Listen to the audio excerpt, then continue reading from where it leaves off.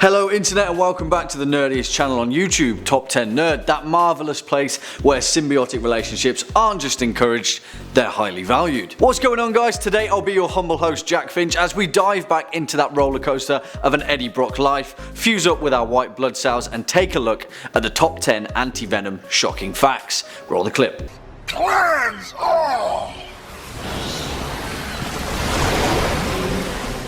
Anti-Venom's burning the Carnage symbiotes off! Remember that time that Peter Parker sold his soul to the devil so he could give Aunt May a nice retirement? Yeah, good job if you don't, because that particular blip caused a lot of shit and pretty much had Marvel writers scrambling to give a much needed literary boost to Spidey's world. Throughout the Spider-Man comics, Eddie Brock gets shuffled around quite a lot, reinventing him in several ways to keep in line with the perception of the fandom. One of the most awesome ways was as anti-venom, which we're going to jump into. Before we do that though, you know the drill by now. If you're a fan of this video or just Top 10 Nerd in general, go ahead and give this video a thumbs up, and while you're down there, make sure to hit that subscribe bell so you can stay up to date with our latest and greatest uploads. Throughout Amazing Spider-Man Volume 2 New Ways to Die, we were blessed with an absolutely awesome storyline that reinvented the boy Eddie Brock and changed up his Venom relationship from its traditional 90s ways, eventually leading him on the path to anti-venom.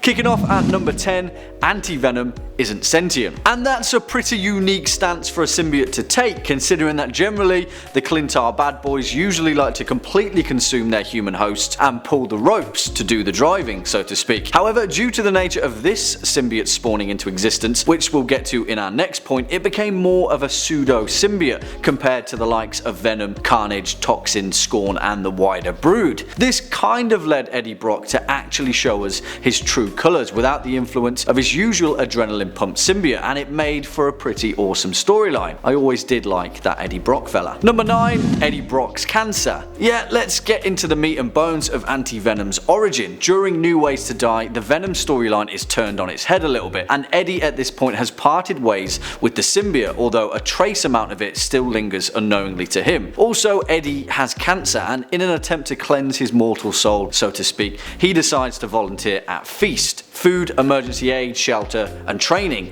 a charity organisation for the homeless and underprivileged headed by Mr. Lee, aka Mr. Negative, as a front for his criminal operations. Also, Aunt May works there, which is nice. It turns out that Martin Lee cures Eddie's cancer with a simple touch of the Light Force, but in the process he accidentally infused the Venom symbiote to his white blood cells, creating a hybrid symbiote that remained dormant in his body. That is until our next point, which, coming in at number 8, Scorpion is Venom.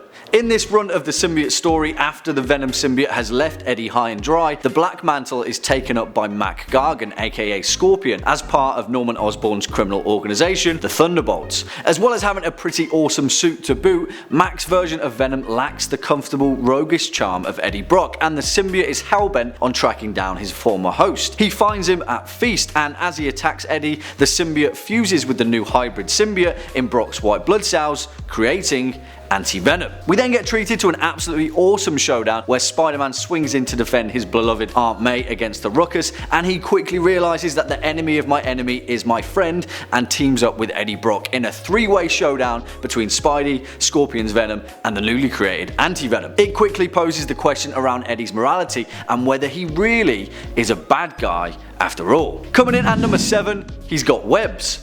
I mean, this is a Spider-Man symbiote story after all, so what do you expect? Just like Venom and his symbiotic brood, anti-venom possesses the power to shoot strands of his alien substance across the cityscape to travel with as much ease as your friendly neighborhood Spider-Man. This substance is made up of tough, flexible, organic polymers which regenerate after shedding from the symbiote's body. However, it takes its toll, and during anti-venom's second bout with Spider-Man, excessive web slinging leads to the symbiote being considerably weakened and open to attack, considering that the substance is what comprises the symbiotic suit. It's like pulling the thread off a woolen sweatshirt, really. At number 6, he's pretty damn tough. Anti-Venom possesses some pretty intense durability, capable of withstanding high caliber weaponry as well as physical attacks from superheroes. If that's not hardy enough for you, yeah, the usual vulnerabilities of symbiotes, fire and sonic attacks are pretty much negated by Anti-Venom. He demonstrated a proficient immunity to extreme heat after withstanding the full blaze of the Punisher's flamethrower, as well as a blast from Radioactive Man that was intended to immobilize the Venom symbiote if it went out of control. For the most part, he's nigh unkillable. On top of this as well, we will get into his symbiote healing abilities in the next point, but at one point in New Ways to Die, Anti-Venom withstood a shotgun blast to the head, regenerating himself in mere seconds. However, his cellular regeneration did get negated by Mr. Negative's Muramasa blade during the event of the return of Anti-Venom, but don't worry, Spidey saved him. And at our next point, number 5, Jenna Cole. Anti-Venom's most uniquely awesome feature is his ability to heal those afflicted with disease or injury. He can sense any impurity such as toxins, drugs or other malignant substances and use the symbiote to forcefully cure the substance by producing antibodies to attack it. Well, during the event of New Ways to Live, where Eddie teams up with the Punisher stalking a group of drug dealers,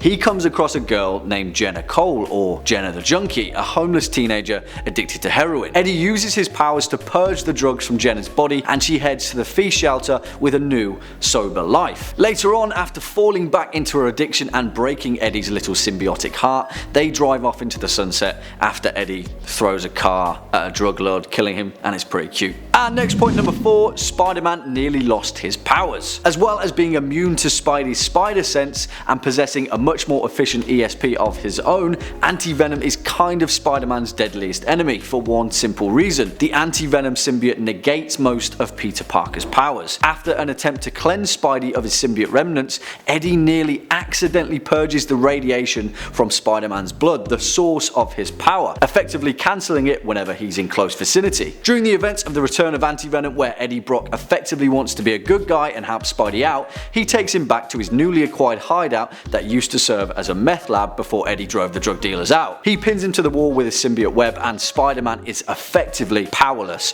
being kept captive for an entire day while Eddie tracks down Mr. Negative. It makes for a dynamic storyline where Spider-Man has to trust Eddie Brock's intentions not as a villain but as an ally. And at our number 3 point, he can shapeshift. Talking of Eddie Brock as an ally, he also plays a key role in keeping Spider-Man alive during the events of New Ways to Die. As part of his Anti-Venom based symbiote powers, Eddie Brock also possesses the capability to camouflage his own flesh. In other words, he doesn't always have to be the great hulking white on black tentacled giant, but the stylish Eddie Brock that we all know and love. During the events of New Ways to Die, Norman Osborn discovers a way to track Spider-Man throughout the city through an advanced version of motion tracking centered on his spider sigil. Eddie becomes aware of this and decides to keep watch over Spidey by camouflaging himself as a Thunderbolt employee and keep tabs from the inside, before letting Spider-Man know that he's being tailed by Osborn's goons. He even camouflages himself as Spider-Man as a decoy before the whole showdown kicked off. They then team up together to take them down and work surprisingly well together, filling in the gaps of their own unique strengths and weaknesses. Essentially, Peter Parker and Eddie Brock were always two sides of the same coin, and it was a breath of fresh air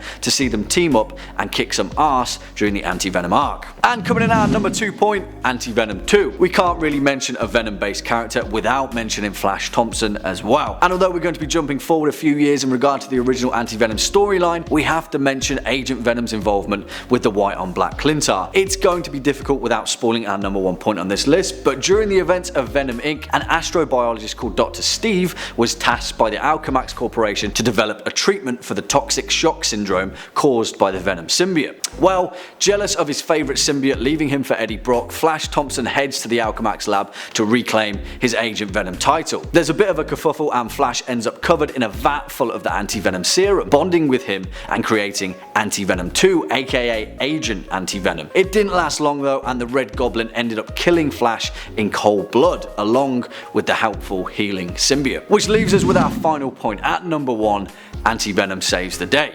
Yes, he does, because if the Anti-Venom arc serves any purpose at all, it's to remind us as viewers that when we boil it down, Eddie Brock is a tragic anti-hero and essentially a pretty good guy. Eddie Brock got a second chance demonstrating his Anti-Venom healing powers during the events of The Amazing Spider-Man Spider Island, where the entire planet was under threat of the spider virus, which had mutated into a highly contagious airborne form, turning those afflicted into spider monsters under the control of Adriana Soria, the Spider Queen. The only known cure, you guessed it, Anti-Venom. And although the cure involved the symbiote being drained of all its antibodies, meaning Anti-Venom would essentially cease to exist, Eddie agreed to do it anyway. Anti-Venom was proud to make the sacrifice, believing it was what he was put on the earth to do. And inevitably, he saved the day. Well, unfortunately, that's all we've got time for in today's list. Did we miss anything in the Anti-Venom canon? Let us know in the comment box down below. If you've been a fan of this video, go ahead and give it a thumbs up and share it on with your beloved nerd herd. Cheers for sticking around, guys. As always, I've been your host, Jack Finch. You've been watching Top 10 Nerd.